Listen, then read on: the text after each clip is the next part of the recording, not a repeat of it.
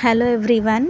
பீச்சுக்கு கிளம்பியாச்சு. மெரினா பீச்சுக்கு தான் போயிட்டுருக்கோம். நானும் என் தங்கச்சி தான் ரெடி ஆகிட்டு நடந்து தான் போனோம். பிகாஸ் நடந்து போகும்போது தான் நல்லா வேடிக்கை பார்த்துட்டு பேசிட்டு சிரிச்சிட்டு நல்லா சூப்பராக இருக்கும் அந்த எக்ஸ்பீரியன்ஸு. அது மட்டும் இல்லாமல் இந்த செடி பார்க்கும்போது ரொம்ப அழகாக இருந்துச்சு.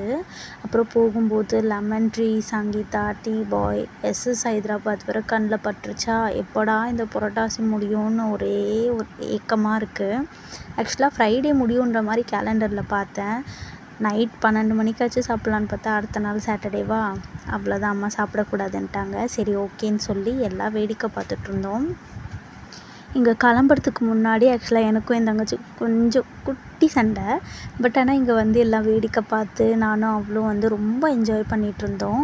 இந்த கடையில் அந்த காத்தாடி பபிள்ஸ் விடுவாங்க இல்லையா, அதெல்லாம் இருந்துச்சு. அண்ட் இந்த பொரியாக கிளம்புதில்ல, அதெல்லாம் பார்க்க ரொம்ப அழகாக இருந்துச்சு. அதுவும் அந்த நைட்டில் இன்னும் அழகாக தெரிஞ்சுது. ரொம்ப நேரம் இதையே பார்த்து வேடிக்கை பார்த்துட்டே நின்றுட்டுருந்தோம் அப்படியே. சரி கொஞ்ச நேரமாச்சு போய் கால் நனைச்சிட்டு வரலாம் பீச்சில் அப்படின்னு சொல்லி போயிட்டுருக்கும்போது சோம்பு எல்லாம் விற்றுட்ருந்தாங்க. சாப்பிட்டோம், சூப்பராக இருந்துச்சு. ஏமா பார்த்தீங்களா எப்படி போஸ் கொடுத்துட்ருக்கான்னு. இது ஒன்றும் இல்லை, நம்மளோட சேனல் நேம் தான். அண்ட் பீச் வந்துட்டு எப்படி பஜ்ஜி சாப்பிடாமல் இருக்குது. ஸோ ஒரு பிளேட் பஜ்ஜி ஆர்டர் பண்ணி சாப்பிட்றதுக்காக வெயிட் பண்ணிகிட்ருந்தோம். அந்த அக்கா போட்டு கொடுத்துட்ருந்தாங்க. அக்கா பஜ்ஜியுமே ரெடி பண்ணி கொடுத்துட்டாங்க. ஒரு மிக்ஸ்டு பஜ்ஜி பிளேட் தான் வாங்கியிருந்தேன். பிகாஸ் அம்மாவுக்கும் சித்திக்கும் மட்டும்தான். ஏன்னா அவங்க பஜ்ஜி தவிர்த்து வேறு எதுவுமே சாப்பிட மாட்டாங்க. நானும் என் தங்கச்சியும் ஸ்ப்ரிங் பொட்டேட்டோ வாங்கலான்னு சொல்லி கடைக்கு போயிட்டோம்.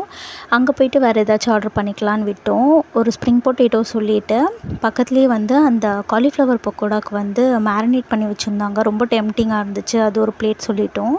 அண்ட் ஏமா ஸ்ப்ரிங் பொட்டேட்டோ வச்சிட்ருந்தா. அந்த பக்கோடா ரெடி ஆனவுடனே அதுவுமே கொடுத்துட்டாங்க. ஐஸ் கோலா மட்டும் ஒன்று ஆர்டர் பண்ணிக்கலான்னு சொல்லி பக்கத்துலேயே தான் அந்த கடை. ஐஸ் கோலா கேட்டப்போ அவங்க நிறைய ஐஸோட அந்த ஸ்டிக்கை வச்சு நல்லா ஸ்டஃப் பண்ணி தராங்க. ஸோ என்ன ஆகுதுன்னா, அந்த மேல் லேயர் மட்டும்தான் அவங்க ஊற்றுற அந்த ப்ளூபெரியும் அந்த ஸ்ட்ராபெரி ஃப்ளேவரும் இறங்குது. உள்ளே சுத்தமாக எதுவுமே இல்லை, ஃப்ளேவர்லெஸ்ஸாக இருக்குது. கீழே அந்த ஜூஸ் மாதிரி அது ஸ்டே ஆகிடுது. அந்த ஜூஸ் மாதிரி தான் குடித்தோம். மிச்சபடி ஐஸ் க்யூப் சாப்பிட்ற மாதிரி ஒரு ஃபீலு. ஆக்சுவலாக நாங்கள் ஒரு 8 to 9 இயர்ஸ் கிட்ட பெங்களூரில் இருந்தோம். அப்போது சம்மர் ஹாலிடேஸ்னால் எங்களுக்கு மெரினா பீச் தான் ஒரு செலிப்ரேஷன் மாதிரி. சம்மர் ஹாலிடேஸ் விட்டாலே அம்மம்மா வீட்டிலேருந்து மெரினா பீச் பார்க்க ஓடி வந்துடுவோம். பட் ஆனால் இப்போது சென்னையில் தான் ஸ்டே பண்ணியிருக்கோம். ஒரு 20 மினிட்ஸ் தான் வாக்கபிள் டிஸ்டன்ஸ். ஆனால் பீச் பக்கமே போகிறதில்ல, ஏன்னு தெரியல. லைக் ஒரு பொருள் பக்கத்துலேயே இருந்தால் அதோட அருமை தெரியாதுன்னு சொல்லுவாங்களா, அந்த மாதிரி தான் போல். ஆனால் இந்த சண்டே ரொம்ப ஜாலியாக ஹாப்பியாக இருந்துச்சு பீச் போயிட்டு வந்தது. அது மட்டும் இல்லாமல் ஒர்க் ஃப்ரம் ஹோம் பண்ணி நிறைய பேரை பார்த்து அண்ட் ஒரு மாதிரி நல்லா சாப்பிட்டு ஒரு மாதிரி பீஸ்ஃபுல்லாக இருந்துச்சு. இந்த வீடியோ பிடிச்சிருந்தா லைக் அண்ட் சப்ஸ்கிரைப் பண்ணுங்கள். நான் அந்த அலையோட சவுண்டை உங்களுக்கு இந்த வீடியோவில் அட்டாச் பண்ணியிருக்கேன். நீங்கள்